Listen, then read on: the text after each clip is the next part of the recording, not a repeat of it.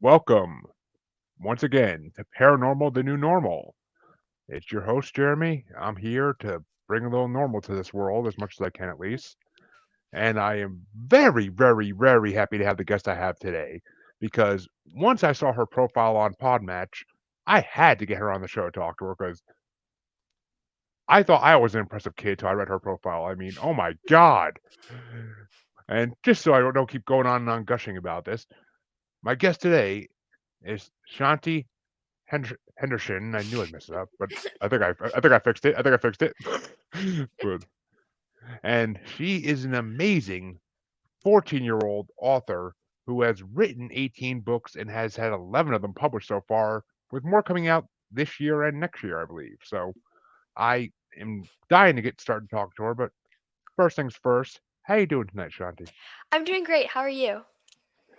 I can't complain. I get to do a podcast with a young author, which is something I admire because it was a dream of mine at one point, but I just never had the concentration for it. So first things first, how did you get started writing? How did you get? I mean, how did you get started in all this? Because it's got to be an amazing story. Honestly, it's really hard to tell. I feel like I've always been especially interested in writing. When I was really young, I have memories of creating these little books. They were just like bound together stories. It was very funny. But honestly, I really did start out publishing in the middle of the sixth grade.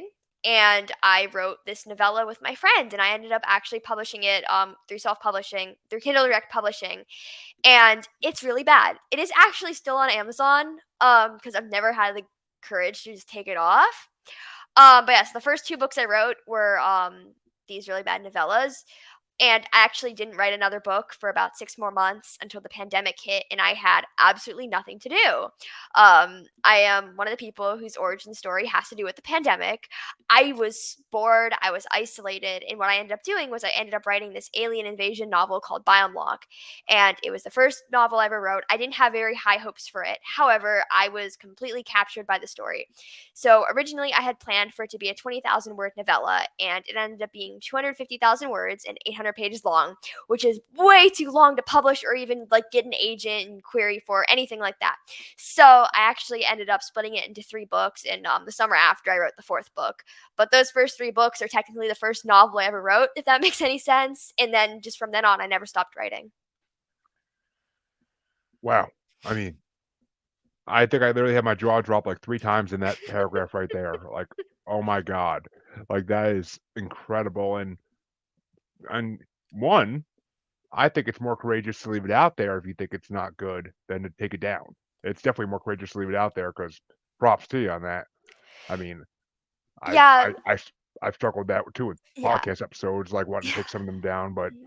at the end of the day, it's just leave them up there. Everybody's allowed to have one or two bad things in their life that they try to do.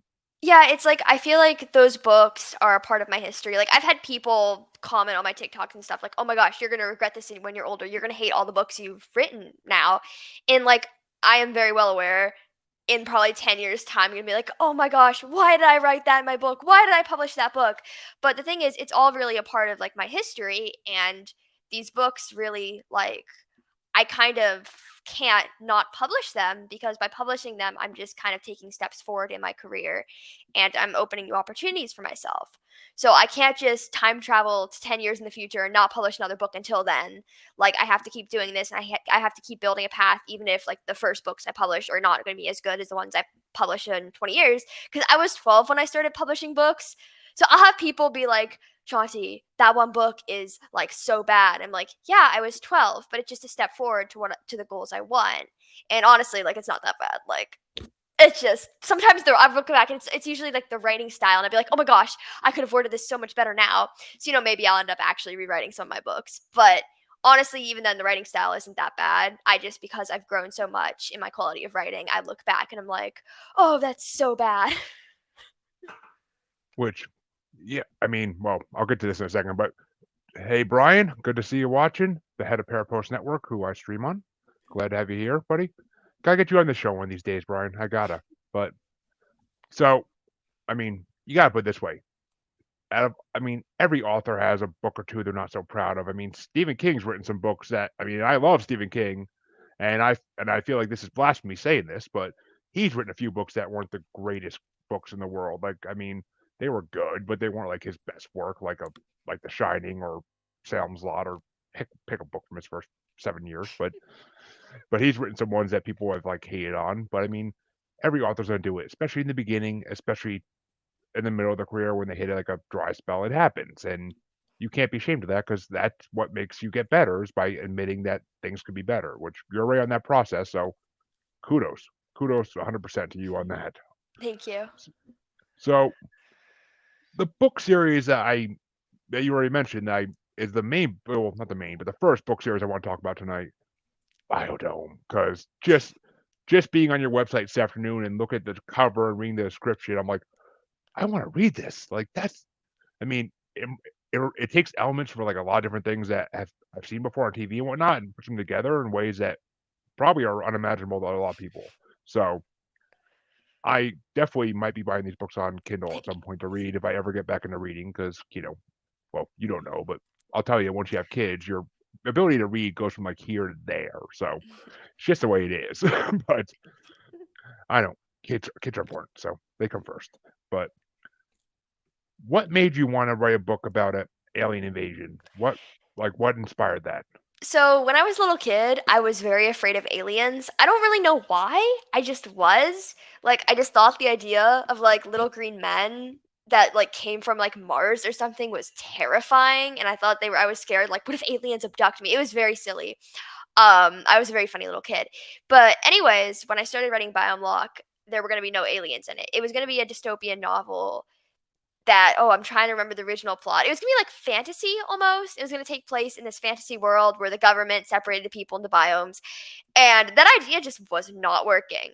I started writing Biomlock with that as the premise, and I didn't get past the first page.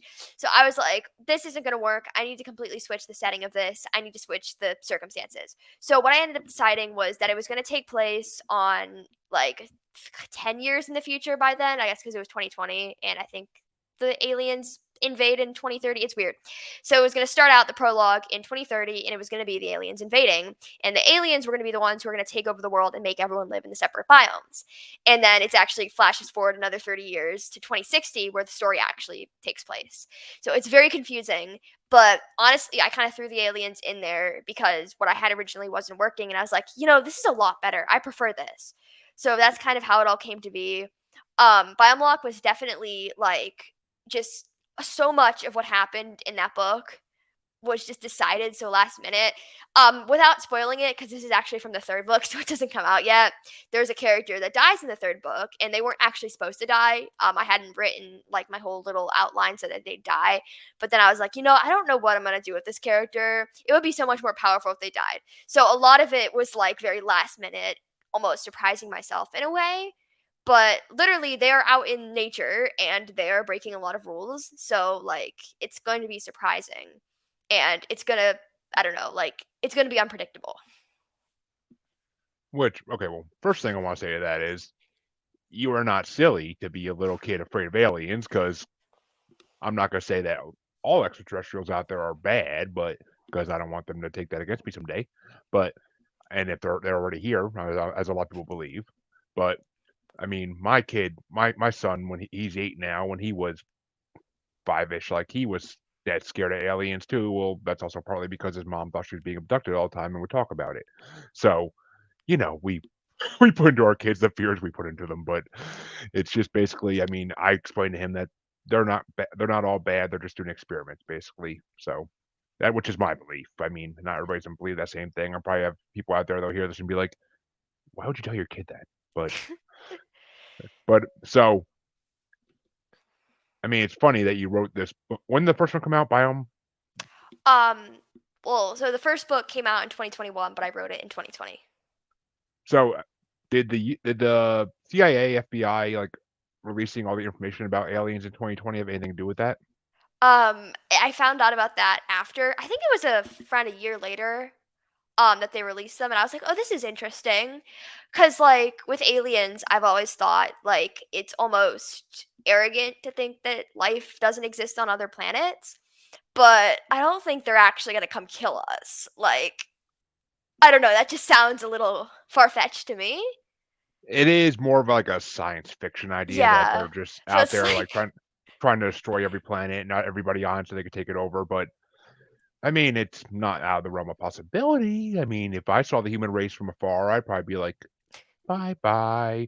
But that's just me, though. I mean, but yeah, we're not the greatest race in the world. I'll give us that. But or in the universe for that matter, anyway. But yeah, I mean, I don't know. It's hard to say. I mean, aliens, I doubt they're gonna come destroy us. If anything, they're gonna try to teach us first, which I like. Those science fiction works a lot better. But they're also I I'm also a fan of the science fiction ones where they keep us prisoners or experiment on us because they have been doing that to some degree. There's been proof of that. I mean, there's been things we can't explain. People finding metal in their bodies after they think something happened to them and they can't explain why. And the metals are not from this earth. So who knows? I mean, it's either aliens or the government, and I don't trust either. So, so I mean, but I mean, when I think of this book, it's kind of like to me seems like almost like Walking Dead, but with aliens instead of zombies, which is an awesome theory, like an awesome idea to put into a book because it's just I almost want to see a TV show made out of it. Not that there's many talks of that yet, has there? um not with Biome Lock. But I think like honestly, Biome Lock would make a really good TV show. I have it all planned out for like which books would be like which format sort of. So like Biome Lock, I think 100% would be a great TV show. Honestly, I don't think it could be done as a movie because it's just so long.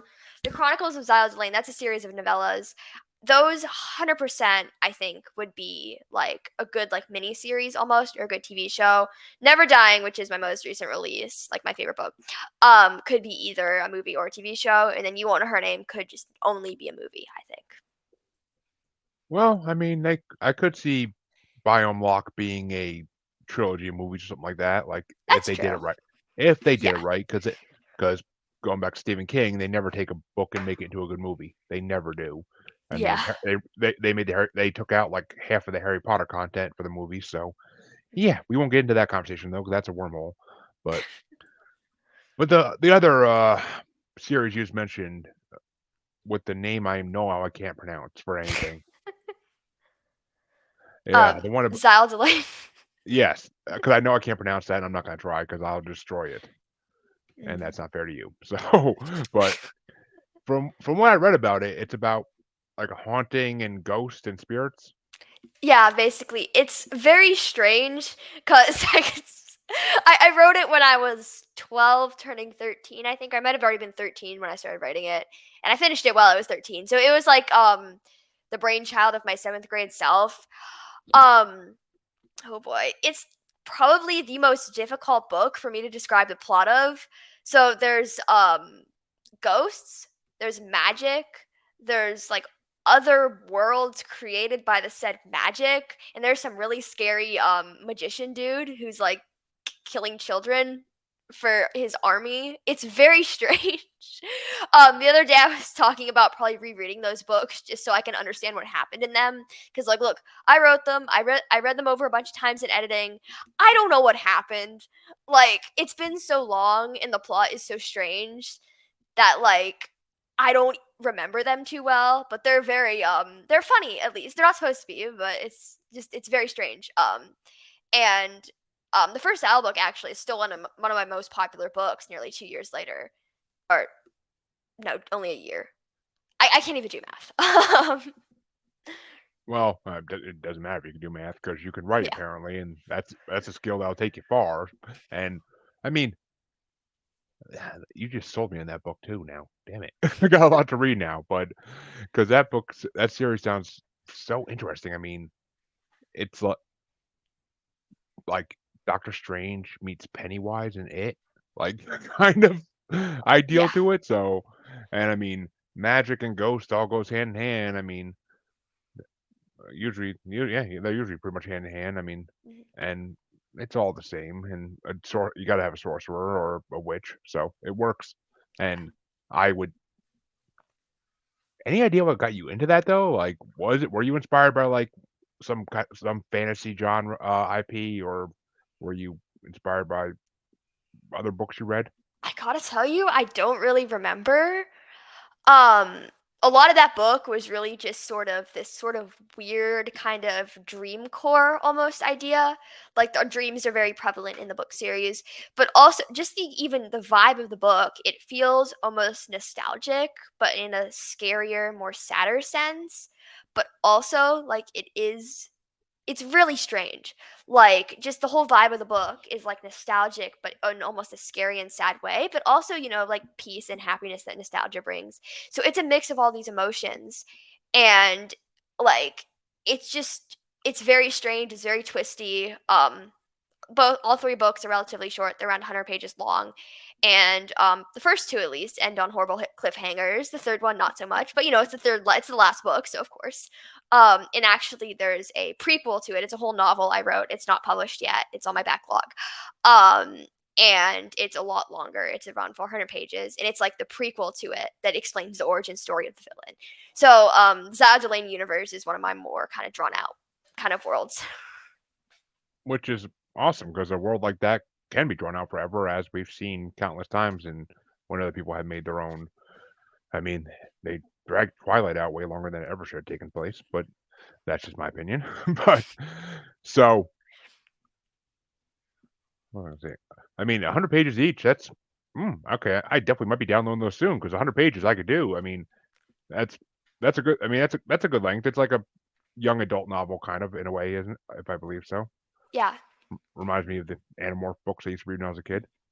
So 100% in that one. And have you ever thought about possibly? Well, I mean, how big do you expect it to get? Like, do you plan to be writing that for years and years to come? Xyle Delane, probably not. The last book I wrote in that series was around nearly a year ago now. So it kind of all depends on whether or not I think there's any content left in that universe because like I don't want to drag it out. And really, like the first series is closed out. The prequel doesn't need another book to it. So really, it's kind of almost like, could I add something on to the end? Which I very well could. I think every ending has a story that could come after it. But do I want to do that? I don't know. I had like some plans for it, but ultimately there's nothing terribly concrete. So it's maybe like in 5 years I'll have another 3 books out. But really, I don't know. I mean, you're young. You could be putting books out for that for the next 30 years every so often if you wanted to. So at least, I mean, Yeah, my goal right now is to have like a few novels release each year, and then like another poetry collection or a novella. But I don't know if any of so Xyle would probably count towards my novellas, unless I decide to write more like another Xyle novel. But it's like I think I might write another 3 Xyle books just as like a sequel series. But also I have so many other ideas that I'm working on. It might slow me down in a sense to be working on a story that I did in like 6th grade or 7th grade. yeah, you got to work where the passion is at that moment. Yeah. That's the key to anything. I mean, I try to take my podcast in that direction that I want to go in at that moment, just because it's just you can if I try to do the same topic every week, it'll just get boring and boring, and I won't want to do it anymore at that point. So I Yeah. 100% can agree from one artist to another in a way. But before I go into the next book I want to talk about, but how do you manage to do this? I mean, being 14 with high school and everything else, time wise, how do you manage to do this? Like even I think it's simpler than one would think. Usually what I do is I try to do like 30 minutes of writing, 30 minutes of homework, 30 minutes of writing, 30 minutes of homework. And after those 4, usually I'm close to being done. Sometimes my homework goes longer, sometimes the writing goes longer. Last night I was up to probably 10 o'clock or 10:30 just trying to finish writing.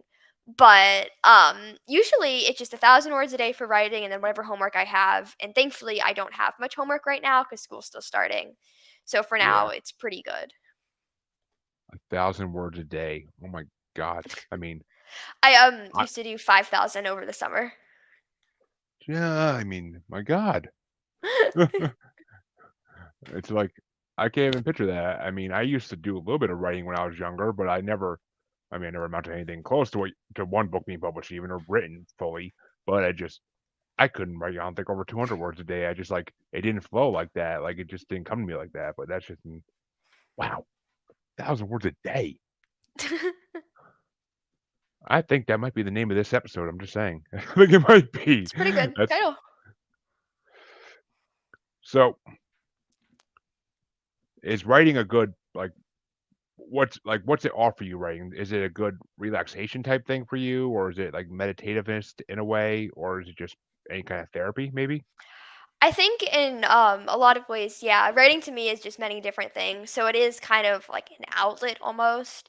It's also like a fun escape, and it's just like I've always enjoyed doing it. I've always enjoyed creating characters and creating stories, and I've just always enjoyed kind of sharing my writing with other people. Though I do think it does serve as an outlet a lot. Oh, I mean, everybody needs an outlet, and writing has been one for a lot of people. I mean, I Yeah. did it myself for years, as I said, so 100%. Like I get that a lot. But what I want to talk, well, actually, because I read that you did some historical fiction, but I couldn't really find a book to correspond with it. Haven't released one yet. I've written some historical fiction. For a while, it was my favorite genre, but I haven't released any yet because, for the most part, I'm just science fiction and poetry and some fantasy. But historical fiction is one that I definitely want to get into more. I think it's very fun if done right, but it can also be very tedious. Yeah, I mean, there's a lot of fact checking in there and seeing which ways you want to go. Like, are you do you want to do like a I don't know if you would even get this reference, but I don't know if do you want to do like a Man in the High Tower like type thing or like a Doctor Who type thing where where either it's just one timeline that's changed or it's like Doctor Who or Slider Wise where it's someone going through time affecting a lot of different timelines. I do think like alternate history would be really, really interesting. Like I'm not sure. For a while, I was gonna do a book set in like a World War II era, but I never like I started planning it and I had to scrap it after like a day because so much research and like not enough time almost. And I was like, Yeah. I might spend months researching it, and then if I like stop writing it, like all those months I feel like are gonna go to waste. So I kind of decided like I'm not sure yet. I really also want to do like kind of like a medieval book or something set like a really, really long time ago. But then again, I also really don't know. It's like it's so much because like with I yeah. Oh, what were you gonna say? I I mean, they did Abraham Lincoln Vampire Hunter, so maybe Theodore Roosevelt, Bigfoot in disguise. Yeah, like I think honestly, there's just with historical fiction, like there are so many possibilities that it's so hard to pick one timeline and one story to do. Oh, completely. I mean, I've I've always been fascinated with history myself, and I love when like Doctor Who and other shows that like do change history and like go back and touch on historical moments and expand on them. I mean, I do love that. A lot of shows have done that, and I do love that idea. And I mean, I actually have a lot of ideas for that genre, but it's there's so many things that if you tweak like one little fact that happened, like there could be a whole different outcome. It's just fascinating. Yeah. Like, I mean, so yeah, medieval times too. I mean, that's one of my favorite like eras of history, and there's a lot of good stuff you can work with in that. Like a lot of good stuff. I mean, I'm a huge gamer for Assassin's Creed, and they did that for medieval era as well, and they did an amazing job doing it. So you definitely could have some fun doing that. I'm guaranteeing you that. But we'll take it to a more serious topic for a second. You wrote a book that because you're an advocate for anti-bullying, which everybody should be, because there's nothing good about bullying. So you wrote a book about that, did you not? I did. You won't know her name. Yes, that's the one. Okay, I knew I didn't remember that was like the anti-bullying book or a different one, but and so let's just talk about bullying in general for a second, because I mean this is about paranormal, the new normal, but bullying is always going to be the normal unless something's done, and I think it should be. So I mean, I myself was bullied in school a lot. I mean, I was a bigger guy, so I also didn't get bullied as much as I could have because people were a little bit intimidated by my size. But so I know where like a book like that comes from because it's just you have the stuff inside you to make it. So if somebody's being bullied in school, what advice do you have for them? Like, what can your book teach them? So, first and foremost, I think you need to find an adult whom you can trust, whether it's a teacher, a parent, an aunt, an uncle, a cousin, an older sibling, a coach, anything. Find someone you can like that you look up to and that you think will help you, and then talk to them, explain to them what's going on. Often you'll be told to tell a teacher, and I think you should, but honestly, in so many cases, teachers and administrators won't do nearly as much as they should. And in that case, you need to take action, and you can't kind of I mean, it does really depend on the situation, but if you're feeling uncomfortable, you need to tell someone, and you need to alert your administrators of it should it be that bad. And you also need to distance yourself from that person. What I've found, and this is not usually how bullying is portrayed in television, but what I found is very often it's someone you're either friends with or have like mutual friends with, and you have kind of to be around them. Of course, there are cases and very often where this is not how it is. But in my situations, it's someone I've either been, friends with or someone whom I've known through a friend or someone who I've been in a group with for a project. It's always someone that you're usually forced to be near, and you need to distance yourself from them in any way you can. If they're your friend and they're making you uncomfortable, if you're able to, you need to speak up and tell them no and tell them that you're not comfortable with whatever they're doing. And should they persist, then you need to distance yourself from them and unfriend them. If they're a group member, explain what's going on and ask that you be like, switched from their group. If they sit with you, ask to switch seats. If you have a mutual friend with them, maybe try to explain it to your friend or distance yourself. Stop sitting with them. Find ways not to be near them, because the problem is people stay in situations too long and then it usually gets worse and worse. And it'll, like, if you just get away the moment things start feeling really bad, then it'll be a lot better for you. Sound advice right there. That's all sound advice, and I agree with all of it. I mean, and yeah, sometimes bullying can be someone very close to you. Sometimes it could be just that random kid that is just he has a bad home life or he had a bad day or something, and he just needs he or she needs a reason to take it out on somebody, and they just find you and they find one thing they could focus on, and that's what they do for that. That's how they get their anger out. So, I mean, that's all good advice. Though people should hear that advice. I 100% agree. What do you think schools can do to handle it better? Because I mean, my son has been picked on at school like the last few years as well, and I I don't think the schools handle it right. I really don't. I mean, they handle it better than they did back when I was in school 20 years ago, but still, it's still not at a point where it's perfect. What I find is that schools will claim they have a zero tolerance policy for bullying and then give the bully so many different chances. And what I'll often find is schools often lie to cover themselves too, because bullying never makes the school look good. Um, Honestly, in a lot of situations, schools will also try to sweep things under the rug, and that is not the case. If there is a bully in the school needs to handle it and make sure that they are separating the students at all times and that they are making sure the student never does it again and making sure that they also don't do it to other people. Because what schools often do is they'll be like, okay, we'll keep you two apart, we'll talk to them, but then that person, now that they can't bully you, is going to go do it to someone else, and then that's not any better. They also need to take accountability, which is very, very hard. And schools also need to stop looking at the victim as much as they do. And very often at the school I just came from, when there would be something really, really bad going on, they would be like to the victim, well, how did you let not how did you let this happen, but like almost blaming it on the victim in a sense and being like, what did you have to do in this?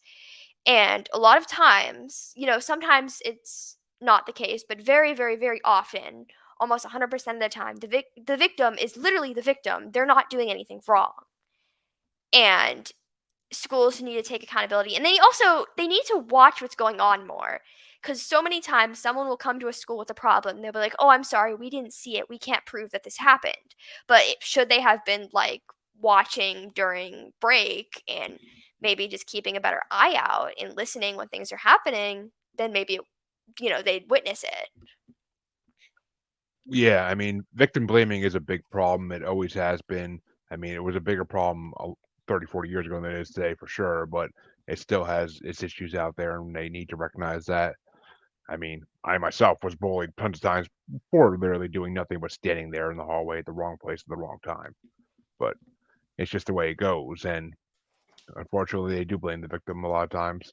It's same as for a lot of other hot topic issues in America right now that we're not going to get into, but victim Mhm. blaming is a big problem for a lot of things. And yeah, I always felt that, I mean, even when I was in high school, we had guidance counselors, but no one ever made you go see them unless you really did something bad. And I mean, I feel like they should be doing regular checkups on every kid they cover. I mean, they usually have enough to divide the kids up in an even way at least. So do bi-monthly or tri-monthly like checkups on everyone on your list just to make sure they're doing good.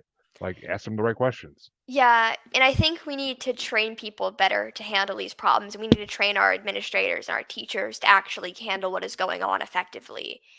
Because very often they don't know what to do. Another thing that I think is extremely important is they need to address it, but they need to address it right. Last year my school did an anti-bullying assembly, like or just like an anti-bullying PSA, and it was very just comedic. They were laughing the whole time, the kids pretending to act out bullying, and it wasn't even accurate. It was just a complete joke. And they made a complete joke about bullying. And I mean, this is kind of brought up a little, and You Won't Know Her Name, not really as much as it was, because You Won't Know Her Name was written before eighth grade. And in eighth grade, I really did agitate for a better bullying program in my school and for things to happen. And as a result, I'm I'm not 100% sure if this was directly related or not, but considering I'm pretty sure I was the only one who was actively bringing up the problem at board meetings and to my principal, they did an anti bullying PSA, and it was horrible. And it was not at all accurate. It almost felt like a joke. Like, I felt laughed at almost. It was like completely ridiculous. And it was honestly just offensive because bullying is not a joke. I know there are people that joke about it, but it's a real thing that happens to people and it really affects people. But a lot of people just can't understand that. Yeah, I mean, well, the problem is a lot of the administration, not all of them, but a lot of the administration in these schools are still old school. They've been around for 40, 50 years in Yeah. the administration or as teachers, and they're used to the old ways where, oh, bullying toughens you up. It teaches you what not to do. Like, no, no, your parents should be doing that, not bullies. Yeah. And Jimmy, yeah, it's just the way a lot of them still think, and I don't think personally things will change for a while still until it's people from the generation above me and my generation that get to that point and they can say like, all right, I went through this and I hated it. I'm gonna make it safer for every other kid in these schools. Yeah. Um, one more thing. I know I'm talking a lot. Um, with middle school, particularly middle school, that's where I found it is obviously the worst. I think most people can agree with me. I think that is because there's this sort of stigma that middle school is going to be horrible and you're going to hate it and kids are going to be mean. And yes, that's true, but it doesn't have to be. And, bullying is not just middle school, and it's not something that should be just seen as the norm because you're not teaching kids to be respectful and you're not teaching kids to do the right thing. Instead, you're teaching kids to hurt other people and that it's just normal and it's acceptable to do. Yeah, which I mean that's the way I was brought up is that oh they're just making fun of you. I mean, or the old stigma of oh if a girl makes fun of you it's because she likes you. Mhm. No, it's not. No, it's not. Why would you tell someone that? No, all that's gonna lead to is bad things to begin with if you tell somebody that if someone's making fun of them, they like them. Like that's just no. Yeah, I think it's sort of like, if a boy is being mean to you, oh, boys will be boys. If a girl is being mean to you, oh, it's just like mean girl stuff.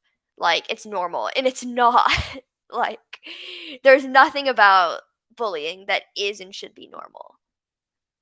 Exactly. I mean, there's one thing for joking around if you're friends with Yeah. the person and you're at that level where you can do that without offending anybody or without someone telling you, "Hey, I got offended when you said that." Then you have to back off and be like, "Okay, I apologize and I will not say anything like that anymore."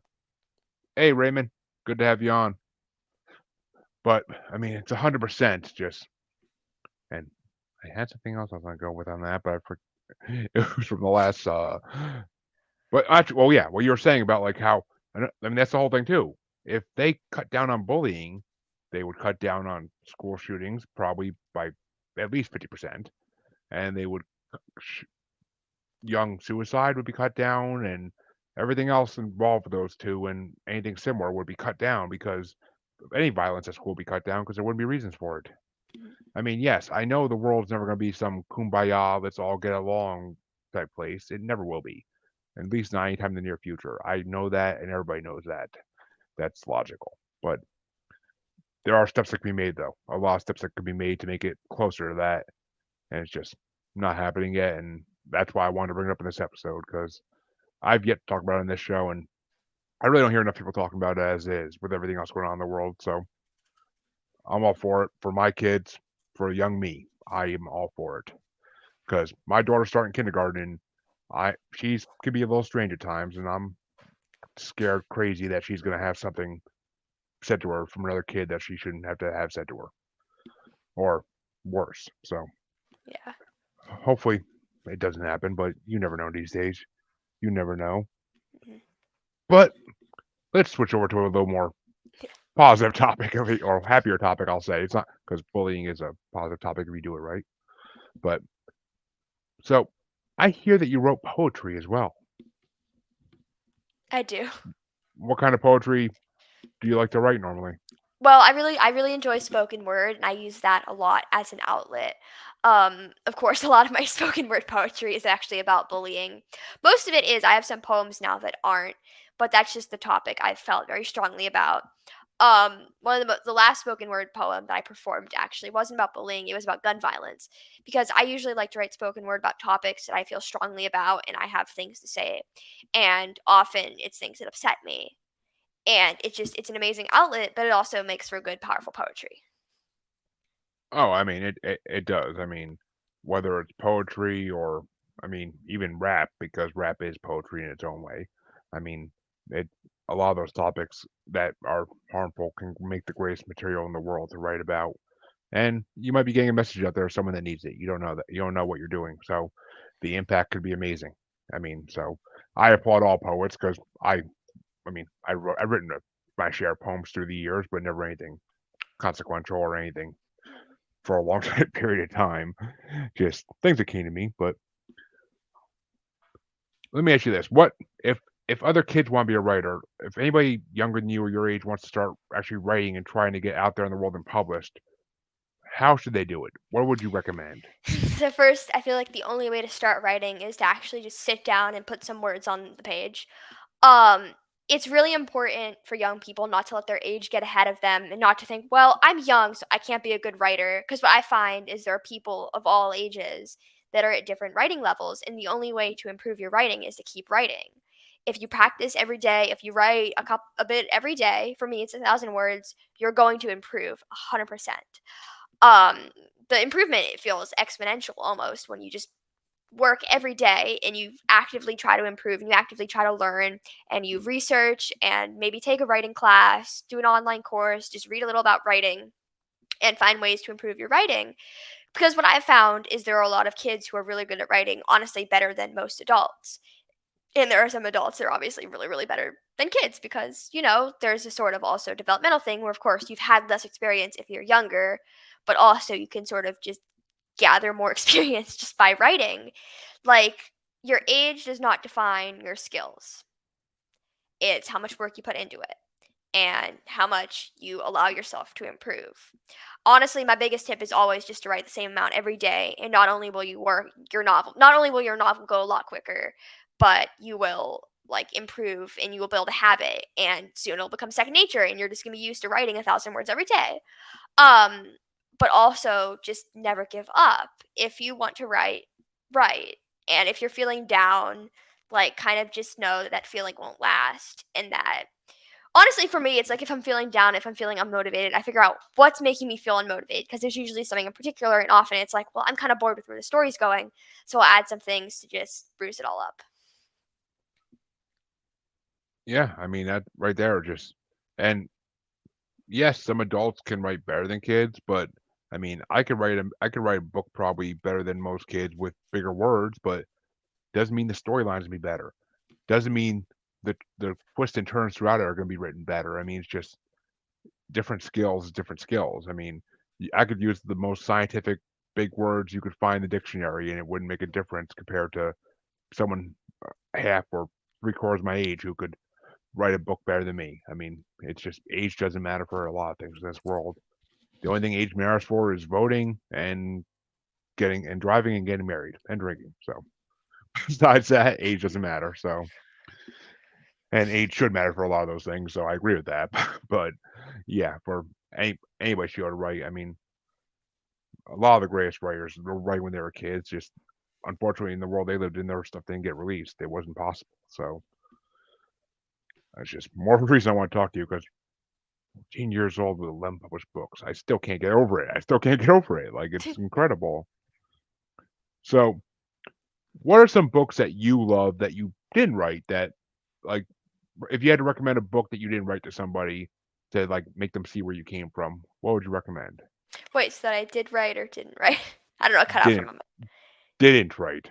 Okay. My all-time favorite book is The Perks of Being a Wallflower by Stephen Chbosky.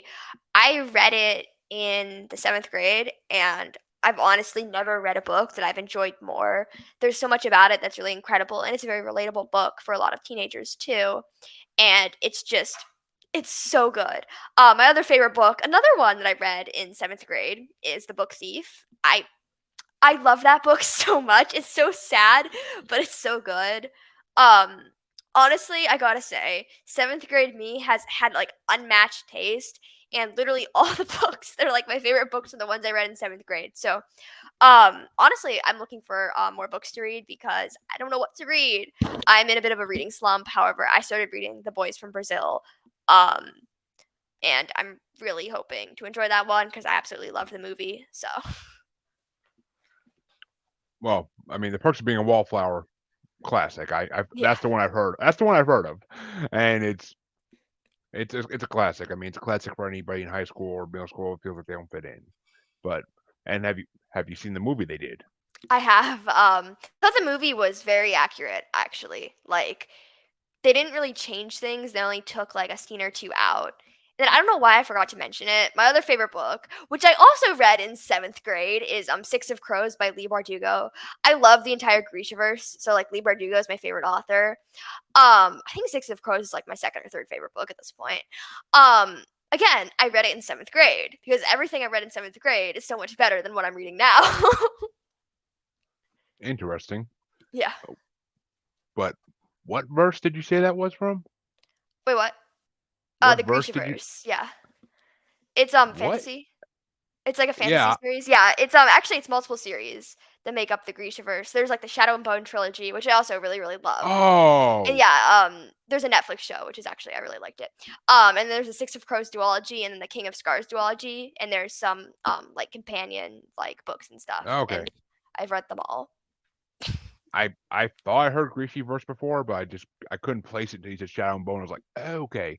Never read it. I mean, God, it's been so long since I read an actual series completely. But I mean, and the other two you said I never heard of. The boys from Brazil or the Yeah, boys. so The Boys from Brazil, it's a movie and then there's a book too. I watched the movie about a year ago and it's like one of my favorite movies. It's like a thriller. It's released in the 70s, I think. It's very old.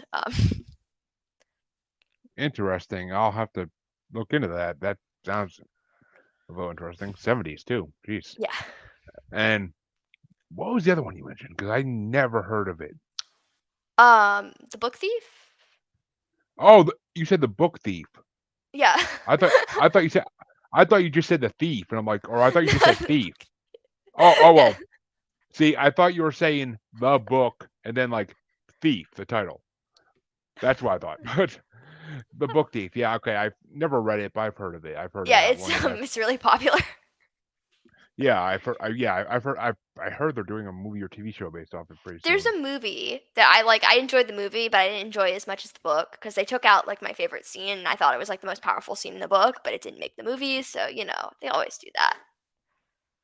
Well, I mean, if you're looking for book recommendations for your age, Well, I mean, you act like an adult, but still, I mean, ones I love that are meant for every age. I'll say that way.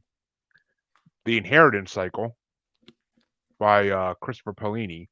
which have you heard of it or no? I have. I don't think I've read it, but I might own it. The Disney Plus is doing a TV series pretty soon for it, so I mean, they did a movie back in like 2007 that was freaking horrible for it, but um, they have a TV show coming out on Disney Plus, and it gives me a little bit of hope because it's Disney Plus. So, Yeah. but I mean, that's an amazing fantasy series about about a boy who finds a dragon's egg, and it turns into one of the greatest epics next to like Lord of the Rings or Star Wars I've ever read. So, totally recommend that. And the other one I recommend, which is fantasy but in a different way, is the Vampire Academy series. If you're into I vampires and all don't that think stuff. I've read it. It's another one that I might own. Like I have so many on my bookshelf that I really got to check. Um, But yeah, yeah. Rochelle Mead wrote that. She wrote the whole series, and there's a spin-off series. And there was a horrible movie back in the late 2000s for that too, because late 2000s was just like a horrible time for movies made out of books, but especially ones I read. But Yeah. I believe I want either Hulu or Paramount or Peacock or someone's doing a mini TV series about it as well now. So it's good time to read both of those actually because they're getting adaptations that look promising eventually. So Yeah. and besides that, I mean, besides that, the only other series I'd recommend at this point that I could think of is well, besides anything Stephen King, but um the I think it's called the Ash and Bone series, but there's a book in it called Rotten Rune. It's about two brothers and their friends living in a zombie apocalypse and Oh, trying to that sounds survive really fun. with no adults. So I was recommended it by a friend like God, 10 years ago now or around there. And originally I was like, I don't want to read this Walking Dead ripoff. And then I read it, I'm like, this is better than Walking Dead. I'd rather watch that. I'd rather watch a TV show about this than Walking Dead. Like, oh my God.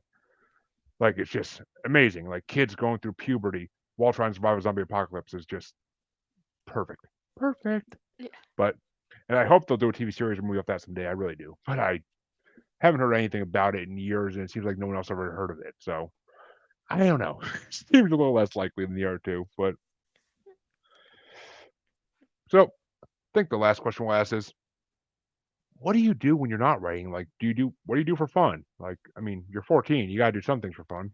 Well, You're not an adult yet. I watch TV and movies a lot, so like I love Star Wars. So um, I'm a huge Star Wars fan. I also I have 3 cats and I hang out with my cats a lot. I like going on walks too and I like skateboarding. So just like things like that. And I hang out with my friends and I just kind of chill out. I mean, it's gotta be awesome being someone who wrote this many books and had them published, and like have your friends must like brag about you everywhere they go. Like my friend wrote all these books, and you could buy them at Barnes and Noble and on Amazon. Like it's gotta be. God, I wish I had that kind of famousness when I was a kid in a way. But I mean, I'm sure it also has its negative parts too sometimes. But everything does in this world. But so Star Wars. I heard Star Wars, and my eyes just lit up. I'm like, yay! The next generation gets it. Wait a minute. The real question is, Mhm. do you like the sequels or no? I honestly like I enjoyed them, but I think, there are some things I would have done differently. But I did honestly like them. And I mean, so I was 8 years old when The Force Awakens came out and I was 12 when The Rise of Skywalker came out. And like as a kid, like I really enjoyed them. Kind of now I still do. I just, there were things I would have done differently and there were different things that I kind of wish would have happened. But like I don't hate them. Good answer. That's pretty much the same way I answer it. People ask me. I mean, could they be redone a lot better? Oh God, yes. Oh God, yes. Give George back the reins. I beg you, please give George back the reins. But I mean, the prequel series is one of the best things I've ever seen in my life. Revenge of the Sith is still one of my top 3 movies of all time. Like the Yeah. emotional depth in that and those acting roles in that movie are just. Yeah, Revenge I of the Sith was, I think, my favorite Star Wars movie up until 2016. up until 2016. Hmm. You actually like one of the sequels better than that? No, my favorite Star Wars movie is Rogue One. Respect on that. So, Respect. actually, I saw they re-released it to theaters. I saw the re-release on Monday. Oh, damn. Yeah, Well, I mean, Rogue One. See, I love it. I love the way they did it, but it's not even really Star Wars to me. It's kind of like Star it Wars does. spin-off. Yeah, it does really not have that Star Wars feel because there are no Jedi.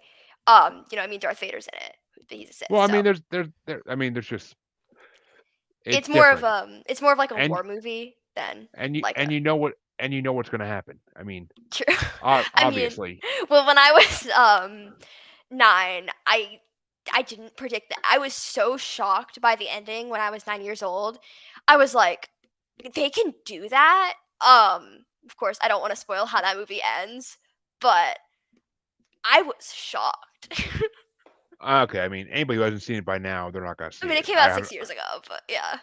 I mean, it's just, and I love how everybody on Facebook was like putting out those memes of like, oh, they announced a sequel to Rogue One, and everybody like, there's all these comments about people believing it. I'm like, Hold on. what are you drinking? What are you smoking? Like, come on. I have I'm a like, lot of those memes on my phone. and I'm like, I think my brother actually asked me at one point, he's like, is there actually a sequel coming out? I'm like, yeah, in 1977. It's called The New Hope. Yeah, But I'm pretty sure like a Rogue One sequel wouldn't work for a lot of different reasons. but they did do something smart with it, and now Andor's coming out in Disney Yeah, Plus in the next month or so. So, or even sooner. I don't honestly it's remember. I'm September behind. 28th, I think. I'm excited for that one. I mean, I'm excited for all Star Wars and Marvel stuff Yeah. on Disney Plus, but I with so many podcasting going on and Mhm. everything else, and watching movies for podcasts, I don't have time to watch Disney Plus shows anymore, and it's sad. Yeah. Like I don't have much time either. there's time coming up, but still, it's Yeah. just I have like a series and a half to catch up on at this point at least, and along with other things I haven't watched in forever. But so yeah, I mean, when you said which okay, actually, if you are a Star Wars fan, there are two books: Tales from Jabba's Palace and Tales of the Bounty Hunters. If you haven't read them already, I don't think I have. I have a whole they bookshelf with like only Star Wars books. I might have them.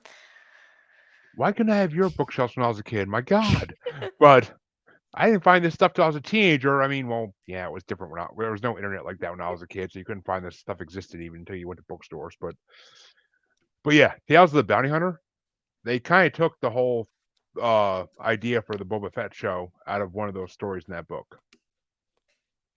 So definitely I recommend that one and uh Tales from Jabba's Palace. Actually, no, Tales from Jabba's Palace is the one that the Boba Fett story is out of. But Tales of the Bounty Hunters is also a really good book because it goes through like all the bounty hunters from Empire Strikes Back and that one scene with Darth Vader. They give them all backstories, Ooh, which is that's just interesting. yeah. So and okay, well, God, I'll make this the last one. Otherwise, I'll recommend stuff all night that's Star Wars. But the Young Jedi Knight series is a series. You might have it on your shelf for all I know, but it's a series about Han and Leia's kids. They're twins. They have a boy and a girl named Jason and Jaina. so you do know it. Yeah. I when I was 7 or 8, I started reading it, which is probably a bad idea. I don't know if I ever finished the first book. I was very young, but I have Yeah. read a bit of it. Well, for those who haven't read it, it also features Chewbacca's kid as well, Yeah. and another kid. I don't remember where he came from really, but so I would 100% recommend it because it's basically like Harry Potter before Harry Potter if it was Star Wars. And I mean, it honestly to me, which if you haven't read it since you're 7 or 8, pick it up and read the whole series. I'm telling you, like, I mean, if you read all the books from that series all the way up to the current ones they put out before Disney bought Star Wars about Han Solo's kids, it's epic. I mean, It I goes haven't. very far if I hear. If I from I've heard like We'll put it this way: they have like with whole two generations. with two twins, one of them's not going to go to the right side of the force. So Yeah. and they may challenge their uncle at some point. But yeah, it's just, I mean, I hadn't read it all. My roommate, like 10 years ago, my roommate I lived with at the time was a huge Star Wars fanatic like me, and he read all of them. He was a reader. He could read a book a day, and like a 2,000, 3,000 page book in a day. So, and retain it all, which I can't explain that. But so, I mean, yeah, but I read the original series, the Young Jedi series, or what else, the Young Jedi Knight series, and it's some of the best writing I ever read. Like, it's what the sequels should have been verbatim. They need to remake the sequels, which I've heard rumors. I've heard rumors they might be going back to that source material, but they need to do that because that would have been the next generation of Skywalkers that should have happened, 100%. Though technically they were solos, but they should have been the next generation of Skywalkers that happened. Yeah. But well, I'm gonna stop suggesting books now, otherwise I'll go all night. But my repository, my mind of all the books I read when I was a teenager is popping open, and that's never a good thing.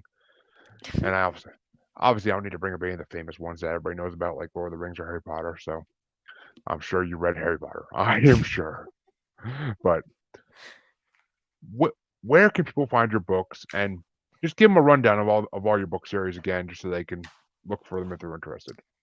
Okay, so first off, you can find all of my books on Amazon.com, Barnes and Noble, on the websites of your local bookstores, perhaps in the library. Honestly, anywhere you buy books online, they'll be there.